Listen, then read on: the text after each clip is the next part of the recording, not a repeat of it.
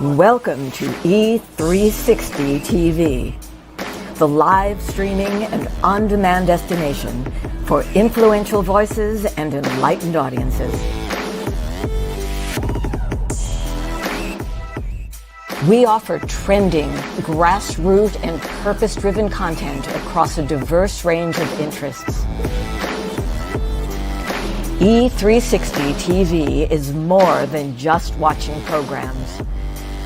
We offer the ability to interact with live shows connecting audiences to real, authentic influencers and storytellers while streaming to millions of devices.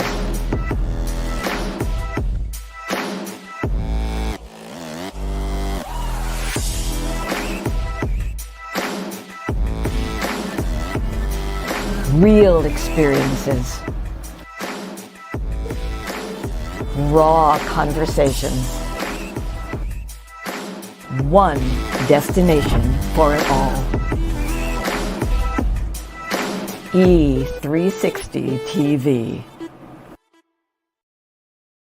Operate out of your dreams and your vision and not other people's expectation. Having breast cancer wasn't my choice, but the decision to live healthy so that I could stand before you here today, that's choice. You can choose this very moment to change your life from every perspective. Tracy Randolph was our speaker. She came back because so many people liked her first presentation. I was one of those people that joined her fitness group, and it made me a better leader. I grew up in a community, but they had limiting beliefs on what a little black girl could do. Everything that you do in this life is a choice. I choose to live healthy. I choose to change my mindset. I choose to be everything that I dreamed of because I choose faith and I choose me.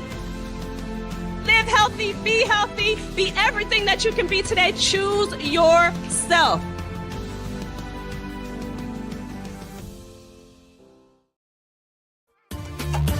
You're watching The Whole Living Show on Trajectory TV.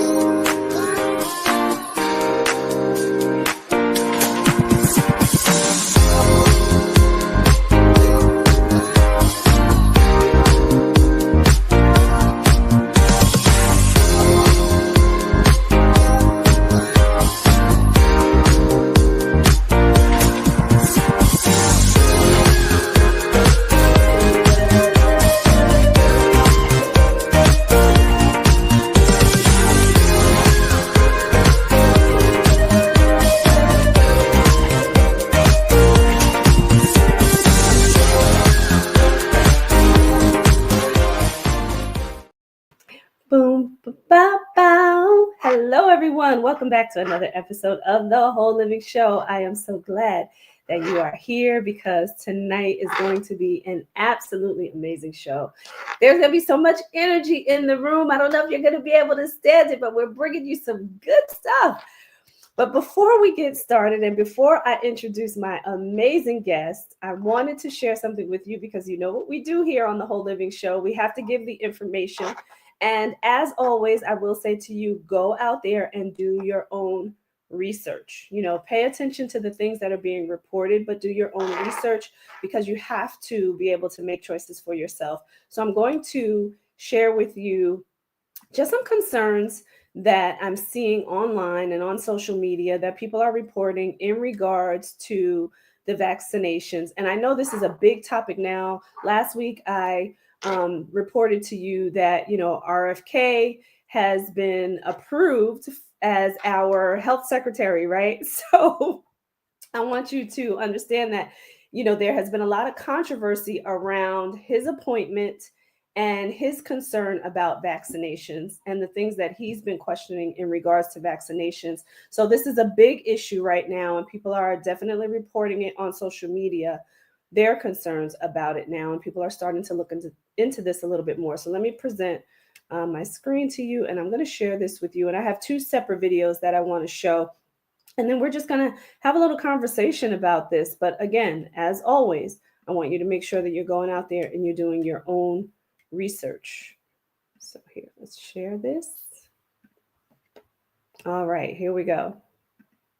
To create long-term spike protein production that increases over time. The scientists warned that the COVID mRNA vaccines alter T-cell immunophenotypes, which triggers VADES. The study was led by Bornali Bhattacharya. So not only were we collectively forced to take an experimental vaccine or risk losing our jobs, we were lied to about it. It didn't stop you from contracting or transmitting the virus. It wasn't safe. It caused heart issues and blood clots, autoimmune disorders. We were censored when we questioned the madness. And now we find out that the mRNA jab causes VADES in many people. This is one of the most egregious scandals in American history. Kash Patel's first order of business at the FBI should be throwing in prison every single person involved in this crime against humanity. Bombshell new study from Yale Medical School finds people suffering from long COVID are actually suffering from mRNA vaccine injury. As if that's bad enough, it's worse than that. These people are suffering from what's called vaccine-induced AIDS. It's called VADES. This is from Slay News. Leading scientists from the world. And I'm going to stop it there. I just wanted you to actually hear the beginning of that. So listen, whatever your opinion is, whatever the young lady who reported this research, she gave you, Yale University. So you would have to go out and look for this on your own to make sure that you agree or disagree with what's being reported, right? The science is the science, right? So take a look at that. This was done by Slay News, as she said. So just make sure that you're taking a look. But it is alarming and it is concerning. And there have been reports in regards to some of the issues that have happened as a result of people taking the vaccinations around the coronavirus. And there have been, I want to say, and I don't know the exact number, but there are multiples. I won't say the exact number, but there are multiple shots, right? There were the initial 2 shots, and then there were booster shots that came after that, and they continue.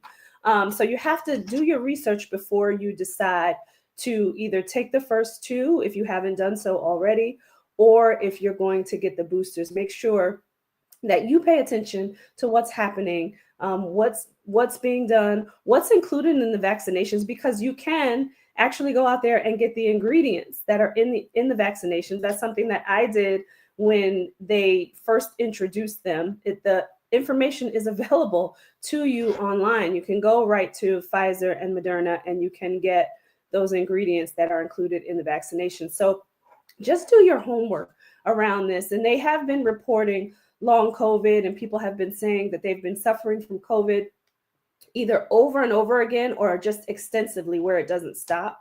So, you want to make sure that you're doing your research here. And if you decide to take the vaccination, that is up to you. You have autonomy over your own body and you can make your own decision, but do that research. And then I wanted to give you another one in regards to some children's vaccinations also, so you can do your research, particularly if you are, a pregnant woman who is, going to have a baby soon, and you want to know like what the vaccinations are at birth and then at each stage of your child's life, because here in the United States, it is required that the children have vaccinations to go to school. So here's another report, and I'm going to share this one as well. Sexually transmitted disease, or shared by heroin users, so that there's no reason a day 1 old baby should have to get it. Let me show you. I got it blown up for myself so I could actually read it. You can go to FDA approved vaccines. Just Google it, and every single vaccine in our program pops up. This is how easy your investigation can begin. And then click on whatever vaccine on the childhood schedule you're curious about, and then open up the vaccine insert. 6.1, every single time, this is how this works. At 6.1, the clinical trial experience is written down. This is what they're telling you they did to prove the safety of a vaccine. There's only one way to prove safety, by the way. You have to have a safety baseline. In high school, you should have learned about the double-blind placebo trial. You have to have one group getting the product and one group getting a placebo that doesn't affect the human body in any way. And then we have them both, we track them, usually for years when it comes to cancer drugs. And it doesn't matter if you're dying of cancer, we're not going to let you trial that drug until we've proven it safe. Years we followed them. How long did we follow the hepatitis B vaccine trial group? It says right here, 6.1 clinical trials. In 3 clinical studies, 434 doses of Recombavax HB, you can look that one up, 5 micrograms were administered to 147 healthy infants and children up to 10 years of age, who were monitored for 5 days after each dose. Injection site reactions and systemic adverse reaction were reported 5 days. A 5-day safety trial with no placebo group. Look it up, it's there. Not misinformation, written by the drug manufacturer. I could do this with every single vaccine. Because of Donald Trump, we had a meeting at the NIH that I went to with Robert Kennedy Jr. when he was first president. And we said, why in all of these can we not find a single placebo trial of any of the childhood vaccines? Are you not doing placebo trials, establishing safety the way every other drug is established? Or are you just not publishing those trials? There was silence in the room, and finally Tony Fauci admitted, we don't do placebo trials on vaccines because it would be unethical. Now, So, okay, we're not here to stir up controversy, but we're here to give you information. So I just wanted to mention that. I like the fact that, you know, in both cases, they are giving you some information on where you can go. If you can dig deeper, I would implore you to do that as well. Because, you know, social media, people are sharing some of their opinions. It may be some of their very own research. You want to make sure that you're going out to do the research on your own as well. Okay, but I wanted to give you that information. There are some concerns out there, enough for us to take a look, right? Particularly if this is affecting you, if you have young children, if you have even older children, because here, again, you know, I'm a mom here in the States. Kids have to take vaccinations throughout the course of at least up to high school. So, you know, I'm imploring you to just go out, take a look, you know, look at the ingredients in these vaccines, check out the research, the clinical trials. It's all published. He gave you the information there. You can go to FDA, Google actually, do the research there, FDA approved vaccines, and you can take a look at the vaccinations and whether or not you want to actually give them to your children. So just wanted to mention that as well. But for everyone out there, I have an amazing guest backstage. She is this beautiful woman that I met through my coach, Dr. Lauren Harris. And instantly, I'm like, I love your energy when we got on a Zoom. I mean, you could just feel her energy through the screen. And I absolutely love her. She's going to be, I didn't say this to her, but I'm telling you now, she's a part of my family now. But she's just a beautiful person. So let me tell you about Kristina Driskill. Kristina is an international opera singer, that blew my mind, turned transformational coach and business consultant. Her lighthearted yet deeply impactful approach, combined with her signature conscious reality method, has empowered entrepreneurs and creators to enjoy the process of running their businesses with ease, fun, and flow since 2007. And she is definitely a woman that is in flow. It's all over her. Chris's work focused on self-sabotage is backed by the science and evidence-based research of positive intelligence. And we're going to ask her what she thinks about what we just played, because you can tell here by her bio that she does the work, she does the research. She is also certified in business coaching, money mindset coaching, and serves as Gene Key's guide, in addition to holding a certification in social emotional arts from UCLA's Department of Integrative Medicine and a doctorate from West Virginia University. When not inspiring her clients' transformations, she can be found communing with wild animals or being herded by her overly time-conscious mini Aussie, Jasper. So let's give her a virtual round of applause and bring her in the room. Woo woo! She did such a good job reading that. Thank you. Oh, thank you. Thank you. It wasn't hard. I love everything about your bio. And I wanted to mention something here because you talk about communing with the wild. And I know you told me a little bit about where you are and where you live. And I'm just so impressed by that. So I want you to talk a little bit about like just kind of why you decided to move to like a mountainous area. Well, it's kind of a roundabout story. When I was 5, my parents decided. I lived in Virginia at the time. My parents decided to build a house in the woods, and so I had this experience when I was young. And then we lived there for 6 months, and then my dad got transferred. So we didn't live there very long, but it was a very magical experience. And then we moved into another place. We moved to Texas, and we lived in a space that was also very wooded. There weren't at the time. There were not very many houses in that area. So there was a lot of places that you could explore outside as well. And that also was a really magical experience. However, that entire time growing up and going toward, my time in college, I always wanted to live in a big city. So I'd had that experience. I was like, I want to go live in a big city. I want to go do these kinds of things. I no one in my family background is connected with opera or classical music whatsoever. So that was quite a shock to my parents. But so when I went to do that, and I went and lived in cities, and I had that kind of life, I ended up after many years of traveling and being in different places in Los Angeles. And it got to a certain point where I realized, you know what? I would really love to go back to that environment where that kind of sense of connection with nature and the peace that you experience from that environment is part of my daily living.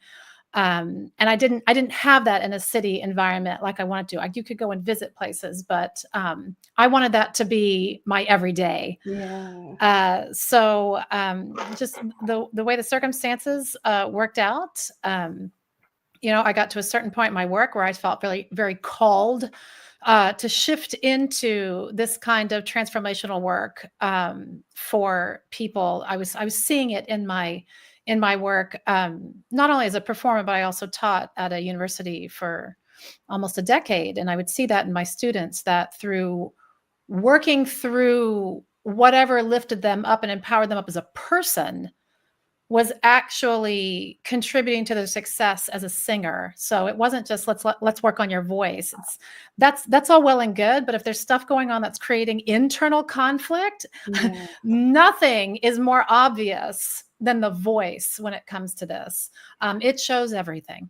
So we took a holistic approach to that. We talked about being okay with making mistakes, about finding the joy and the exploration of the work rather than just the outcome, which so many industries point to, and that's a big one. The performance, the final picture, the perfect end result, and focusing on that was causing so much stress and anxiety that people weren't enjoying the other 95% of life, which is process, right? So I started noticing just how meaningful that work was to the group of people I was working with. And I decided, you know what, I want to focus on that work completely.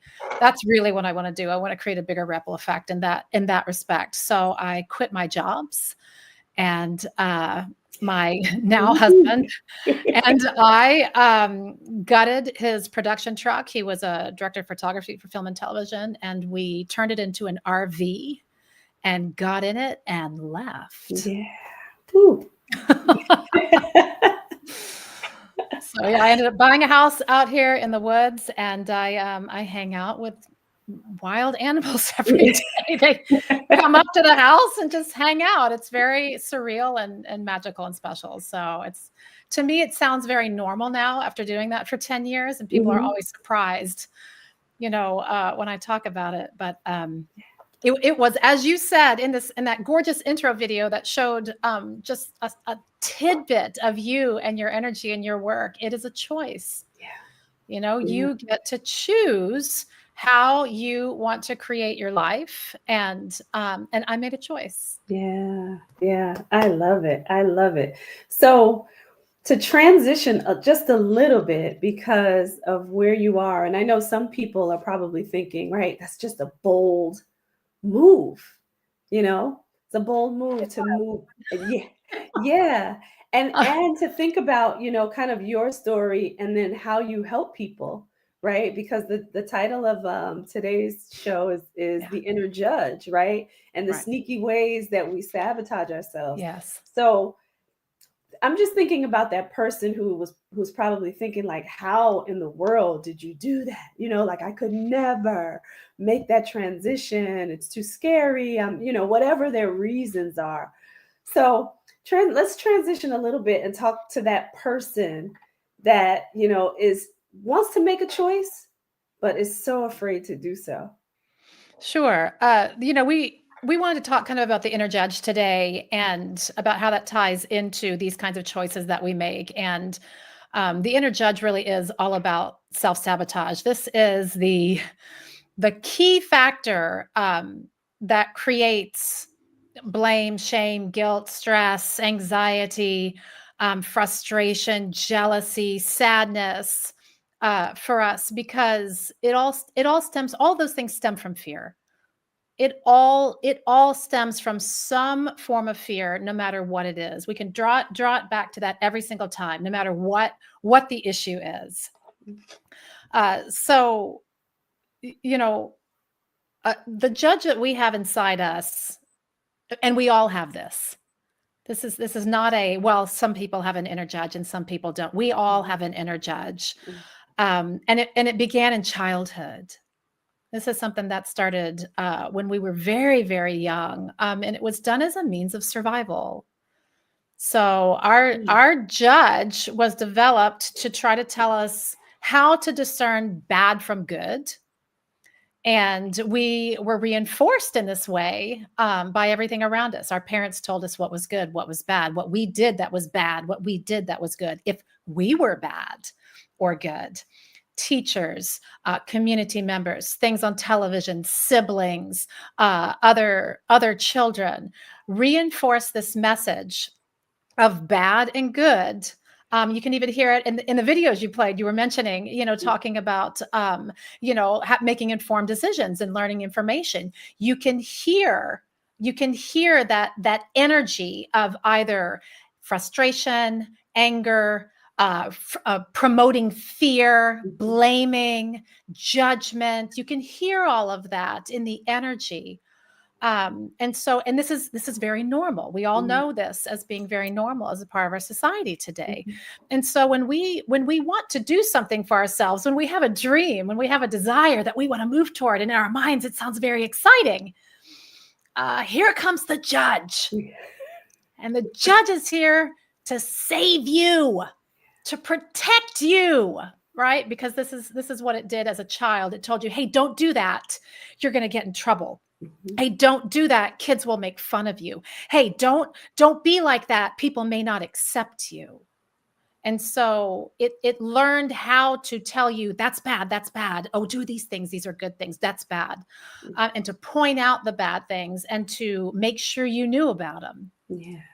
Right? Because it wanted to protect you. So we have to keep that in mind. It's very easy to get frustrated with the judge.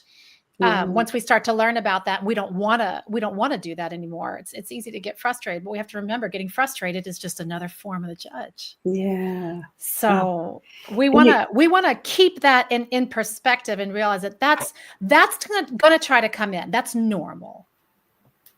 And you talked about you. It just hit me like when you were talking about like it started from when we were young, right? And all these things, this is what I saw, like, as you were talking, like just all these things, like kind of coming at, like, I just saw like things and coming at me, as you're speaking, because we don't stop to really realize like all of the things that put all of those ideas in our head, right? You talked about the TV shows and the parents and, other extended members of your community. And like all these things are coming at us at one time and it just becomes our normal, right? Yeah, Without us even I really can't thinking remember. about it. I can't remember what the statistic is, but there's Mhm. something to the effect of tens of thousands, if Mm, not more, of stimuli yeah, coming into our minds a day. yeah, And a child's mind doesn't necessarily know how to discern what all of those things are. The yeah, child is just seeing and listening and hearing and making their own assumptions yeah. about what those things mean or being told what those things mean. I'll give you an example.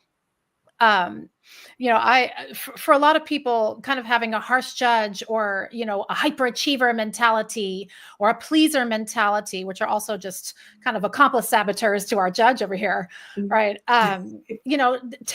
Can come from different places, but people tend to say, oh, it was because of my parents, or oh, it was because of this teacher, or oh, this is where that came from. That wasn't the case for me. I was always that person. From day one, things I had to do things right. I had to do them well. I had to do them at the highest level. No one told me, you're never going to get anywhere if you don't. That didn't happen for me.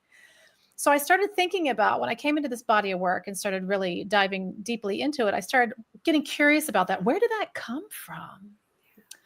And what I realized was that my best guess was that as a child, I I was given lots of praise, lots of love, lots of acceptance and approval for all these wonderful things I was doing, which Yeah, there's nothing wrong with that. But in my little child mind, what I must have thought was, oh, if if I get love, if I get acceptance and approval for doing this, I bet I could get more love, more acceptance, approval if I did it perfectly, yeah, if I did it even better.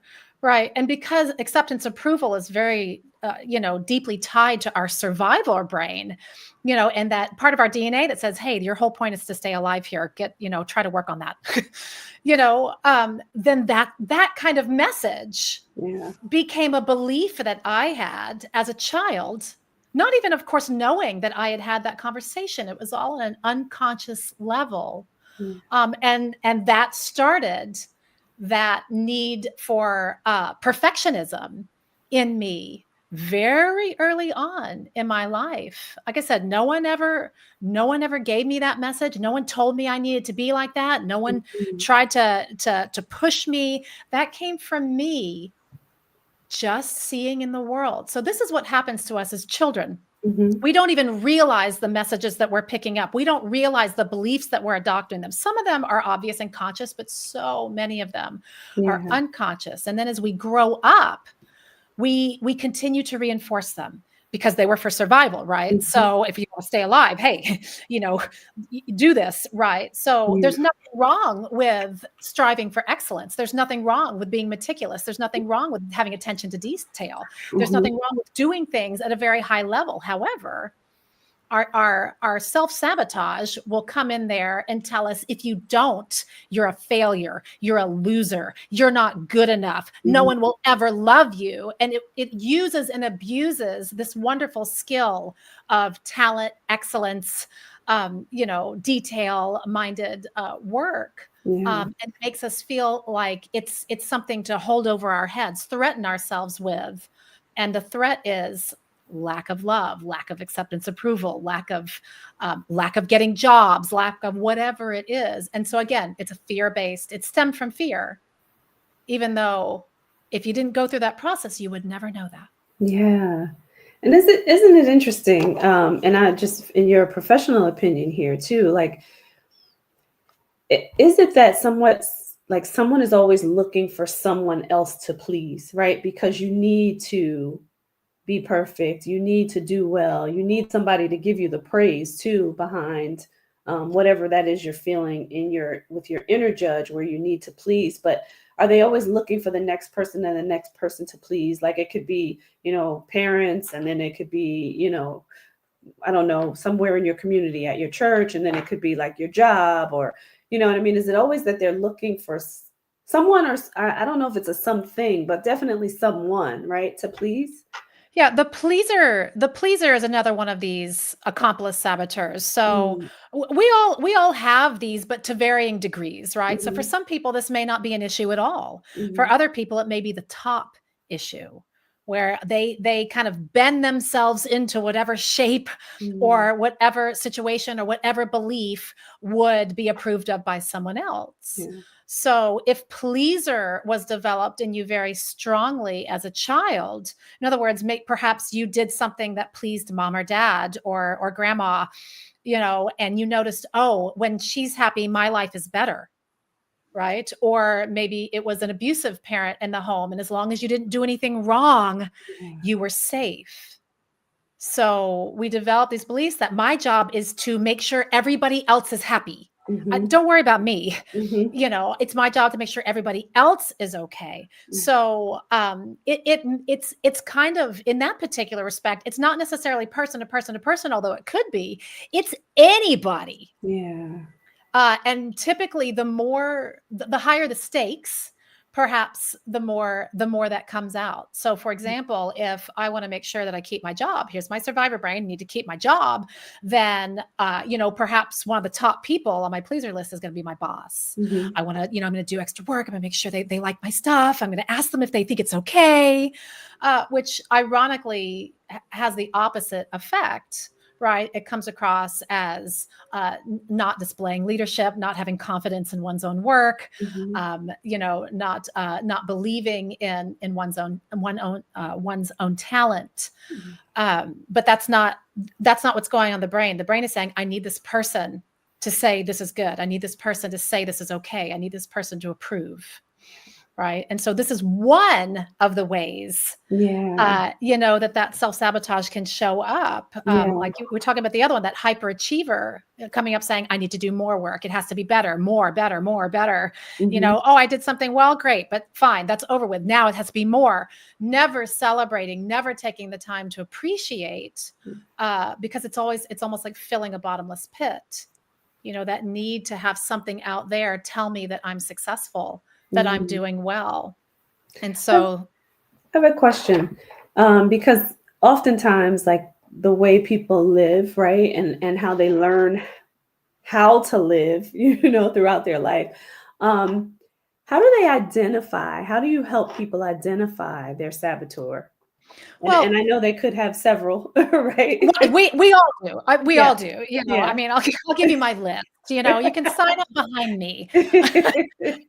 It's really not whether we have saboteurs or not. Saboteur is Mhm, a universal archetype. We all have aspects of this. We all have a mhm, judge. We all have accomplice saboteurs. It's just to what degree mhm, and when they show up. mhm, Um, but as far as identifying them and doing something with them, it's really about starting to become aware of, when do I feel negative emotions. mm, That is the number one way to know whether or not you are in a mode of self-sabotage or not.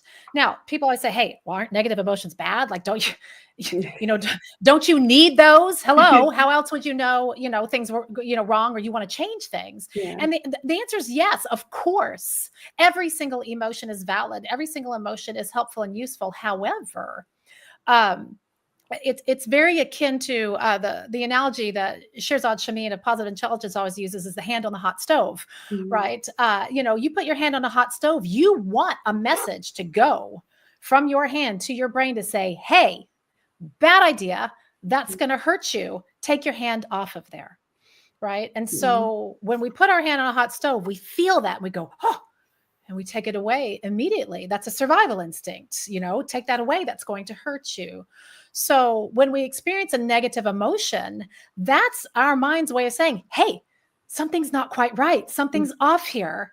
And so our job at that point should be to take our hand off of the hot stove Yeah. and then shift over to thinking about it in a different way. But Yeah. what typically happens, because we build up this judge persona, we build up this as a skill for decades coming from childhood, is that we feel that negative emotion and then we want to stay in it and we want to feel it some more. And then we get more angry or more sad or more frustrated or more jealous. We call people up so they can reinforce it with us. We get on the news like we saw and try to rile people up, you know, to try to get that energy staying in that space, you know, and I won't get into why the news does this. Obviously the news does this because if they don't, you're not going to watch them. Right. So there's a little ulterior motive there as far as, you know, I want to make sure I sensationalize, you know, in order to make sure I maintain viewership. So that's a little naughty, but isn't that just a much larger problem on a larger scale, right? But because we're used to operating in that mode, right? Is why these things exist in that way. Correct. Well, and they know it works because of mirror neurons and because of the way our brains work. When you are in a stage of self-sabotage, meaning you are angry, you are frustrated, you are anxious and worried, when you project that out, other people's saboteurs tend to react and respond to that in some way. So what we end up doing is creating a ripple effect in that way. So for example, if I'm like, Tracy, what's wrong with you? Why did you come in here like that and talk to me like that? You would not be like, oh, wow, I'm sorry you're having a bad day. Most of the time you'd be like, why are you talking to me like that? You come back because you felt that saboteur energy coming toward you. And so our natural reaction is to return it.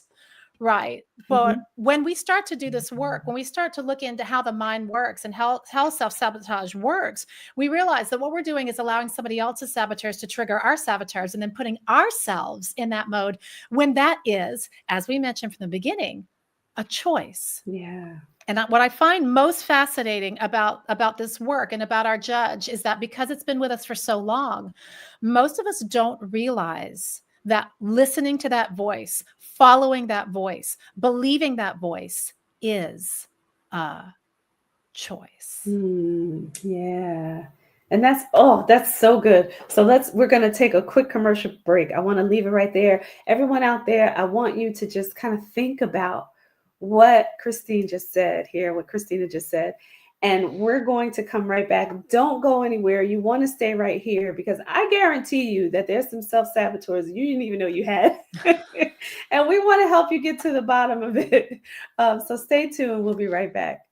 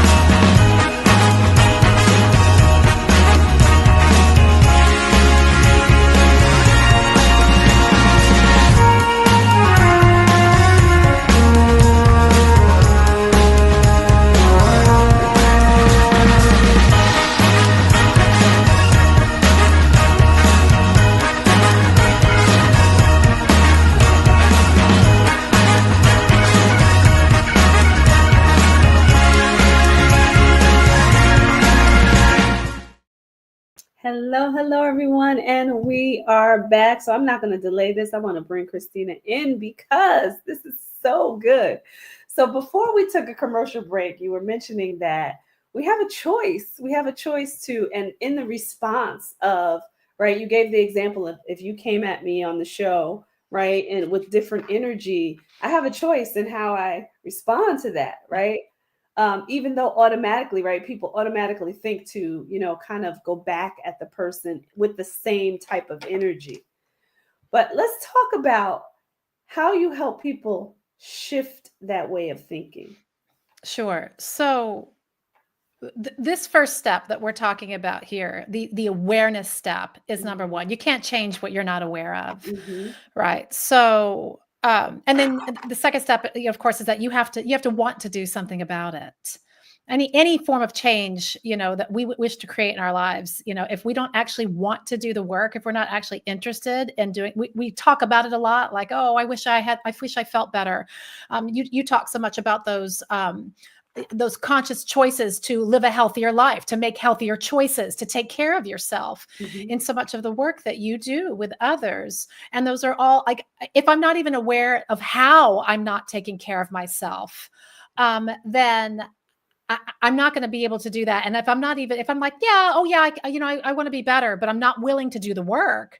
I'm not really interested in that. Then we're kind of at a standstill. So once we're aware, and that awareness, as we talked about, is, hey, does life feel amazing? At the end of the day, do I say, hey, this was a great day? Yeah. It doesn't mean that we don't have challenges, or we have things that, that come in that are difficult for us to deal with, or that we have some of these emotions like frustration or anxiety, shame, blame, guilt. That's natural and normal. But if we don't stay there, if we're able to move out of that, then at the end of the day, we should be able to say, hey, no, today was a great day.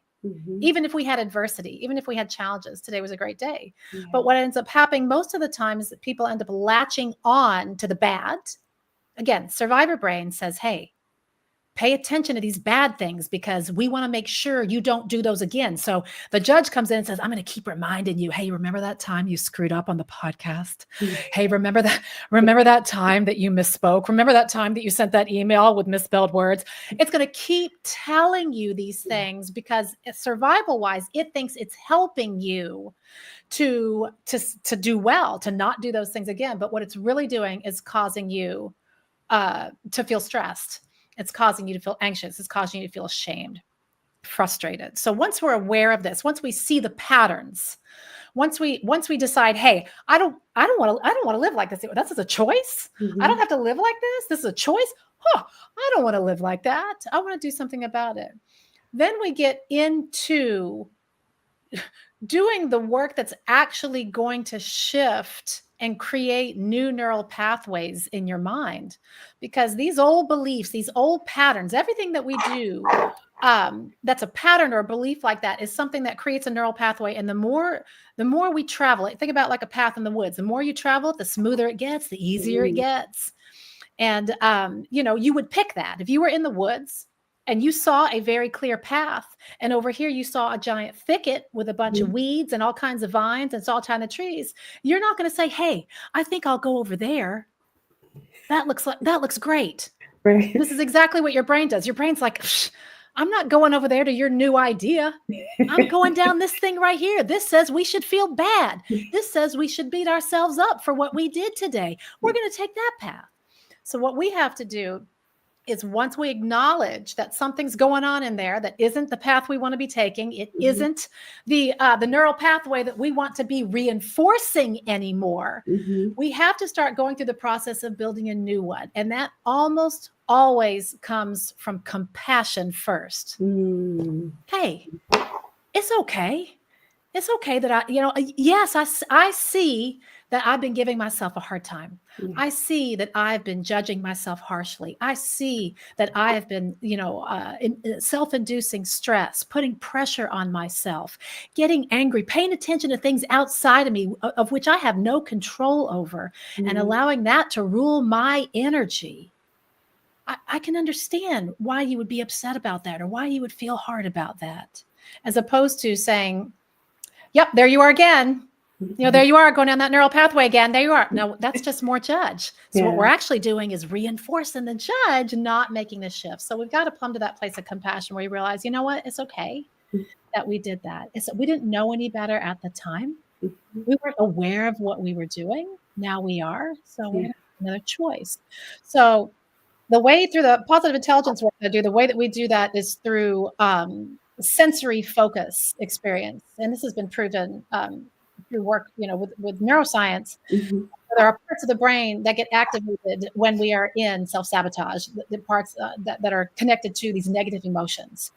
The parts that are connected to things like empathy, exploration, navigation, creativity, innovation. These things are different parts of the brain. And this is where I always get my smart people, because my smart people want to say, oh, I'm in this part of the brain. I need to be in this part of the brain. Go over there. And then they get mad. Yes. Then they get mad because they're like, oh, well, I don't understand. I don't understand why I can't just, you're telling me just be happy. I can't just be happy. And they get frustrated because they think they can teleport in their brain, and that's not how it works. That would be cool, but it's not how it works. We got to travel, even though it's quick, we're traveling a neural pathway to get to another part of the brain. So we have to move away from those parts that we're reinforcing that are negative, and allow ourselves the opportunity to choose another choice point to go towards these other parts of the mind that are in the areas that we wish to be in, that give us the feelings that we wish to have. So we do these sensory focus exercises. So for example, we can do one together.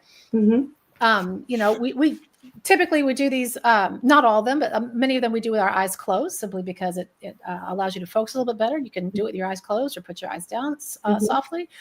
But one of these would be to just like take your hands and gently rub the fingertips of one hand against the fingertips and palm of the other, with such attention that you can feel all the sensations of touch on that hand. Notice all the little ridges. Notice the temperature of each hand. Notice where the temperature changes. See if you can feel the ridges of your fingertips from one finger to another. Notice the pressure, what that feels like. Okay, so within those few seconds, what you weren't thinking about was the COVID vaccine. What you weren't thinking about was what happened at work today. What you weren't thinking about is what you need to do tomorrow. What you weren't thinking about is what frustrated you earlier. Now, all those things are still in our world, but by taking ourselves into an attentional focus on something sensory related, we've given ourselves the opportunity to move out of judgment towards any of those things that we were attached to or having an emotion about.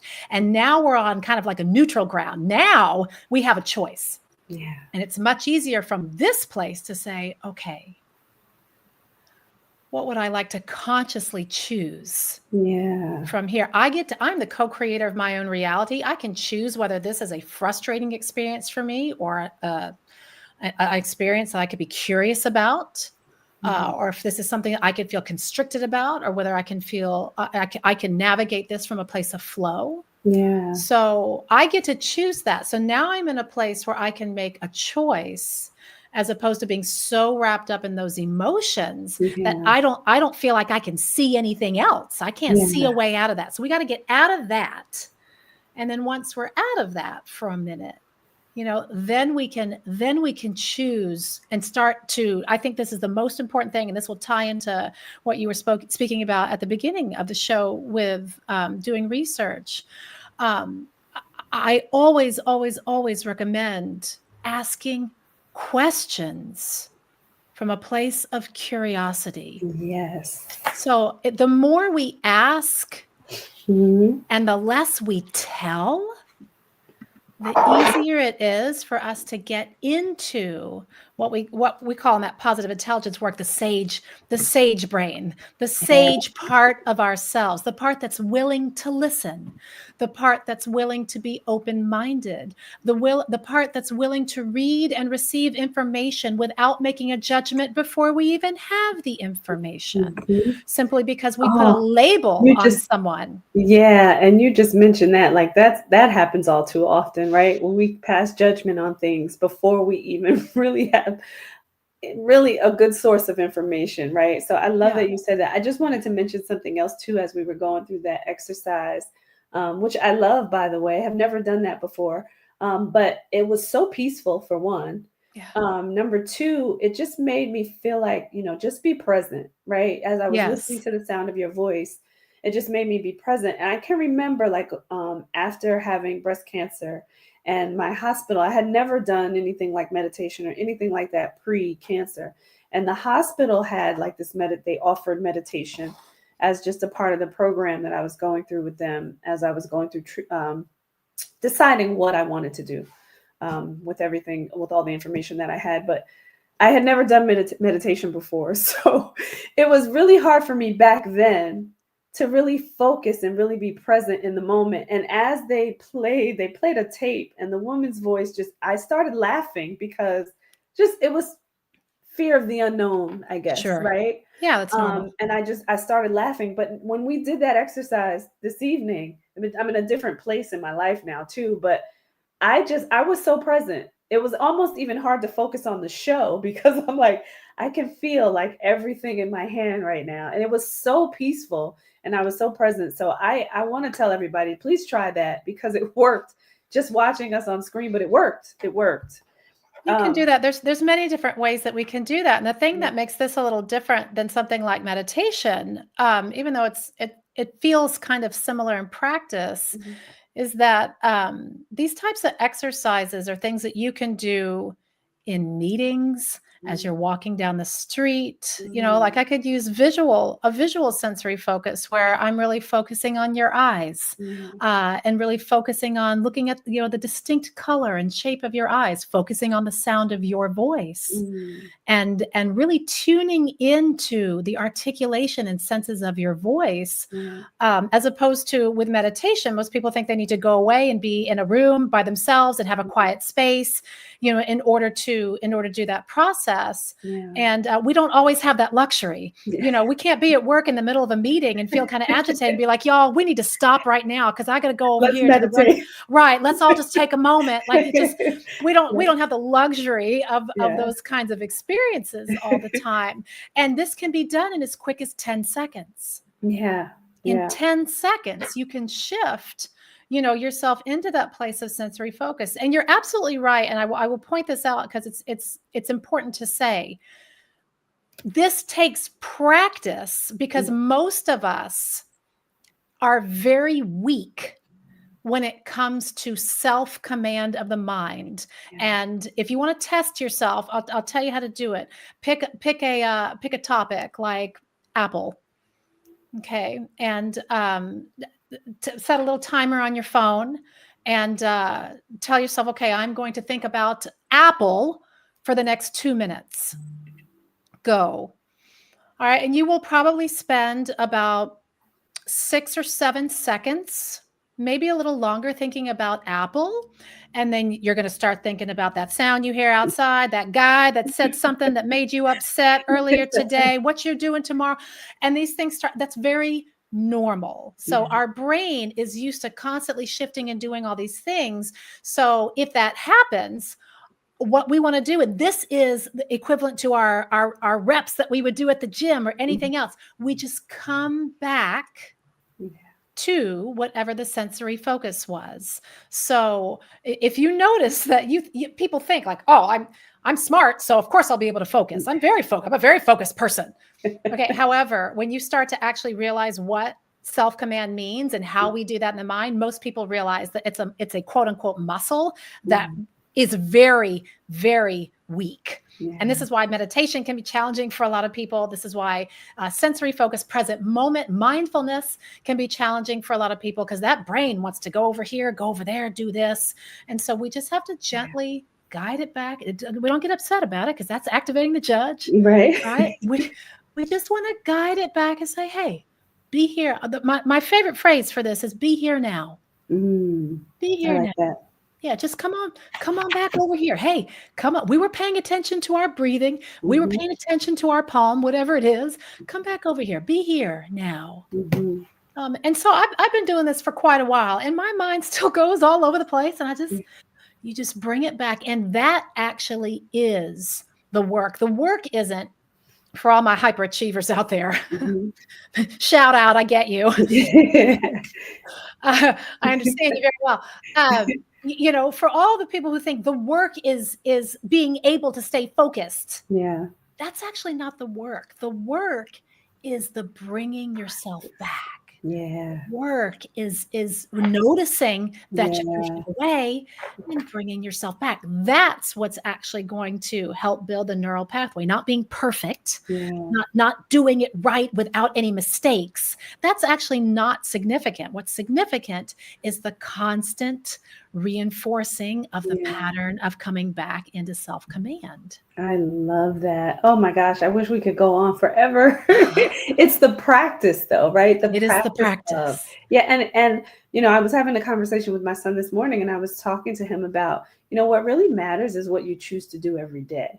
It's not, trying to look so far ahead into the future. Yeah, it's great to plan, it's great to have goals, it's great to do all of that. But you won't get there if you don't do something about it each day. So focus on Well, what you can do today to and make that's what what you were talking about having that goal. We were talking about, like, oh, the goal is what matters. yeah, And so what about between now and then? exactly. That's the premise of what I enjoy doing with people, saying, hey, we can have an amazing life right now. We Yeah. can have fun right. We don't need to wait until we reach that goal, accomplish that goal, get that amount of money, get that job, have whatever it is that we're asking for. Those are all wonderful things, but we don't need to wait for those to feel joy. We don't need Yeah, to wait for those to have an incredible existence every single moment of abs- every single day leading up to that. absolutely.